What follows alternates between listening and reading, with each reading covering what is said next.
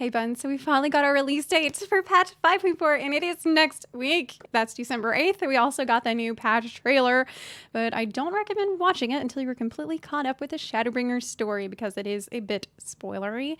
They dropped the trailer during the live stream that happened on Friday for Live Letter 61, and of course that came with lots of other 5.4 info. If you missed that stream because it was at like 3 o'clock in the morning for some of you, don't worry because I'm about to get you up to speed. We are, of course, getting the new main story quest, which should be setting up the story for where we're going in 6.0. I won't speculate too much on this because, well, there's not much to go on and spoilers, but there was something extra coming in this patch that I did not expect. So Yoshida said, in 5.0, you had to do role quests, remember? That's what pretty much replaced job quests for us in Shadowbringers. And when you finish them all, there was one more quest this patch. There will be one more new quest at the end of that. As a pre-requirement for this quest, you will have to have the Warring Triad questline from Heaven's Ward finished as well.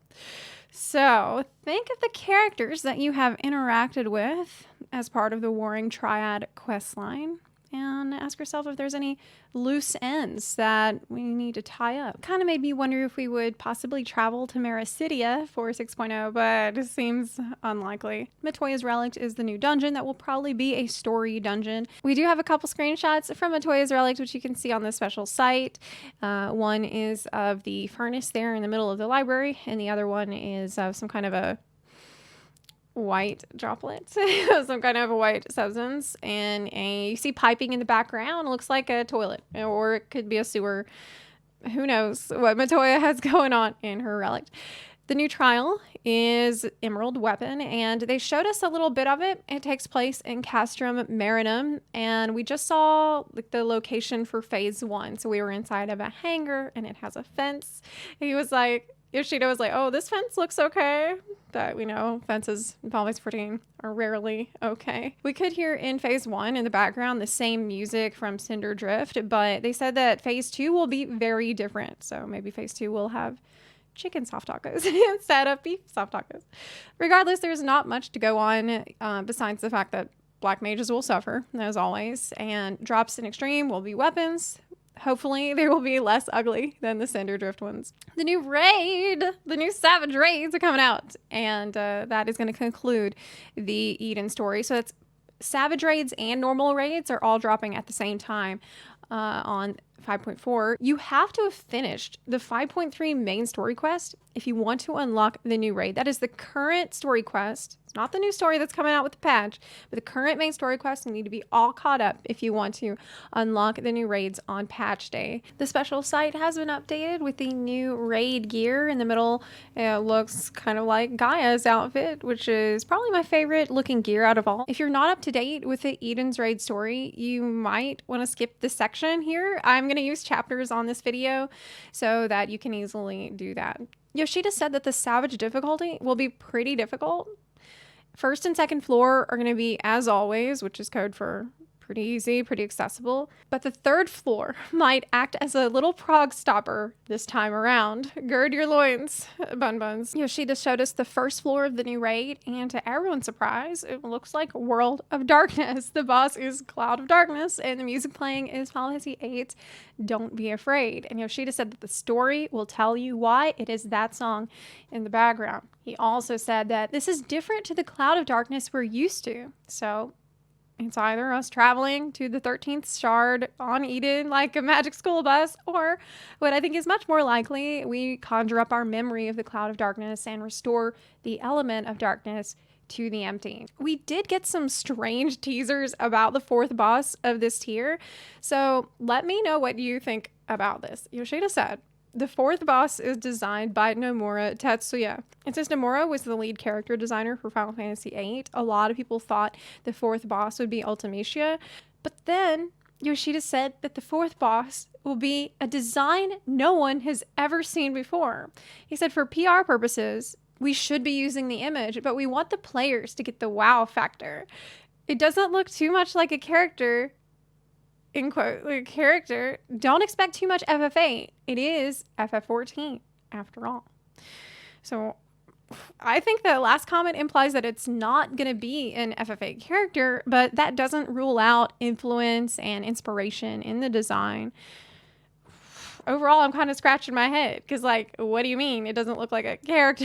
Like, what does that even mean? Somebody in my stream chat said it'll just be a pile of ruffles and belts. The new tomestones, we are getting our Allegan tomestones of revelation, and we got to look at the new tome gear. The weapons really are the stars here, or should I say morning stars. Now, when they were showing this, Yoshida said, looks like a collab with a different game, Dark something. And people lost their minds thinking that it was an official collab with Dark Souls. Y'all, it is not. Okay. He immediately had to be like, oh no, it's not. It's like, he just said that it looks like it could have been from a collab, but it's not.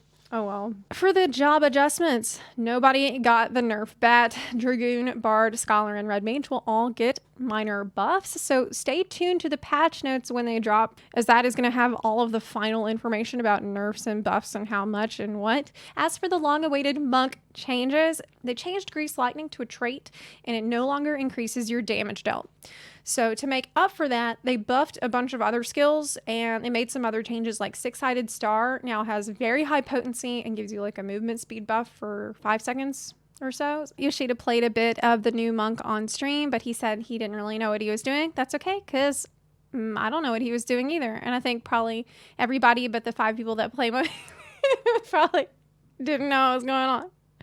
So hopefully there will be more people playing monk after patch 5.4. Yoshida said that since this is just a major patch during an expansion, there are no new skills. So to me, that sounded like there was more they wanted to do for monk, but they just didn't have the time or resources to do it in the middle of an expansion. I imagine monk may get more love for 6.0.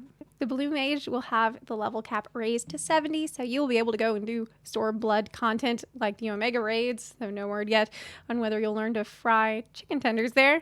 But 24 new spells are being added. This is super exciting for me because it feels like a scavenger hunt. Honestly, hunting down blue mage spells is one of my favorite things to do, as long as I can do it until I run out of spells to learn, of course.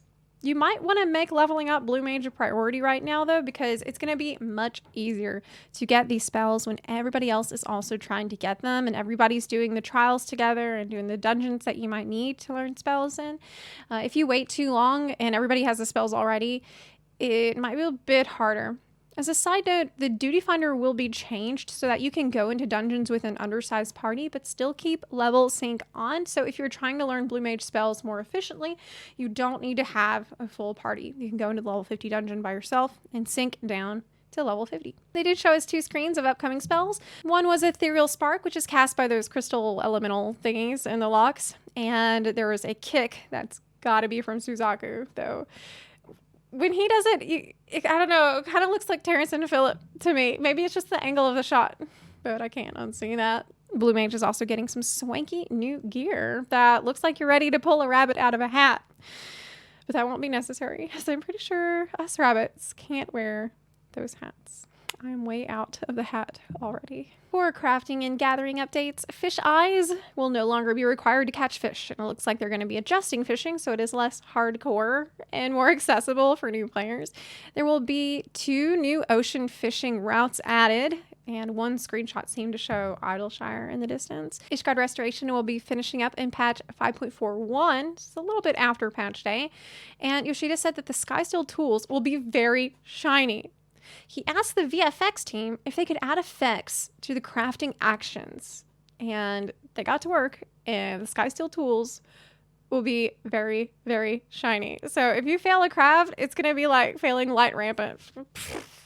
They're changing the collectible system for botanist and miner, so you're getting this cool new UI. Yoshida said that if you have current collectibles right now, please hand them in. In 5.4, the reward gets reduced by a lot for the current items, or you won't be able to hand them in at all. So that seems like pretty important. Maybe warn your gatherer friends about that.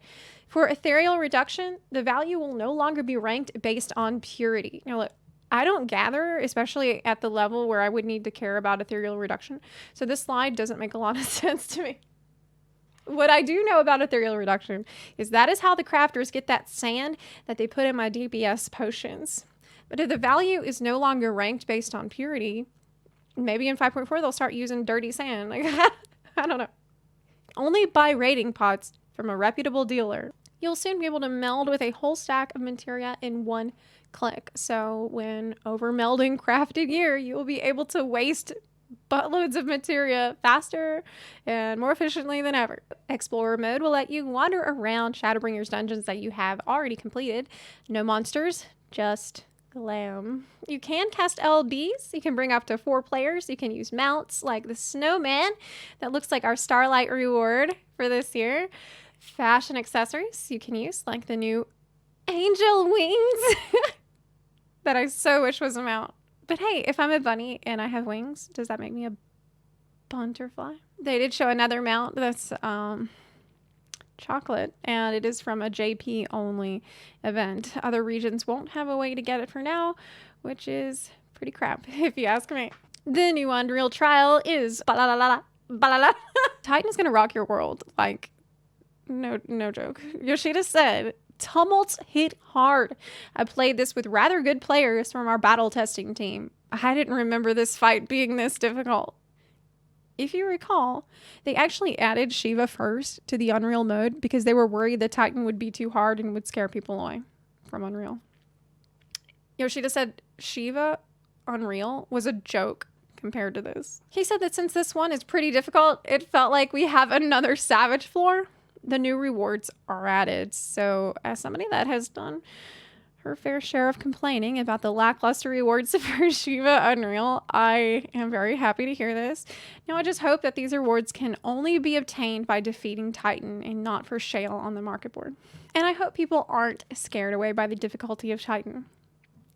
If so, remember, you just have to be a little bolder. The Shifting Weeblets of Liagia is the new treasure map dungeon, and you get in there by following a map that you can get from Gathering or the market board. It's a pretty decent way to make gil until you get sucked out. You get the suck. Triple Triad's getting an update that'll let you see what cards you're missing and where to find them. Great. Now please add this to mounts and minions and glamour, and also have the system learn the glamour so I can delete. Restrictions on 1 to 3 star cards will be removed, and only one card that is 4 stars or higher can be in a deck. There will also be tournaments every 2 hours, which will always have the new draft rule in effect. That means that random cards will be assigned to you with which to form your deck. Watch out in tournaments against astrologians because they're very tricksy when it comes to cards. Who knows if we're going to be hiding extra cards or like flipping stuff around. Just be careful. Delubrum Regine is the new large-scale raid coming as an update to the Bajan Southern Front, so you will probably need to be all caught up with Baja to do it. There is a normal version, which is for 24 people, and the Savage is for 48. I'm really looking forward to this, but I'm trying to cool my jets on it because it's not coming out till 5.45, so like 2 months after the patch. There will be new housing items to make a flower shop or a bakery, a stunning exterior that they said almost broke the memory limit, showcases for your stuff, an emote that's supposed to be curse, but it's definitely going to be like roar, emotes for eating apples and rice balls, paint splatter emotes, and a broom emote, just in time for sweeping dragoons off the floor in Savage Prong. The Yokai Watch event is ending when patch 5.4 arrives, so you only have a week left to get all of the minions, mounts, or whatever you might want from Yokai. There will be a 24-hour maintenance for the patch, with them doing a patch notes reading stream in Japanese, and there will not be any English audio for that. So Buns, that is everything that we learned from Live Letter 61. And yeah, there's a lot to look forward to coming in the patch next week. I'm super excited. Please tell me in the comments what you are most looking forward to, or if there was anything that was talked about that really piqued your interest that you maybe weren't thinking about before, but now it's kind of got your wheels turning. I'm kind of like that about some of that information we got about the main story, like this extra quest after the role quest. That's something that have really been thinking a lot about. Thanks for watching. If you like this video, please consider supporting the channel on Patreon or on Twitch. You can also support the channel for free by clicking the subscribe button or by sharing this video with your fellow Warriors of Darkness. Thanks again so much for watching, and I'll see you next time. Bye.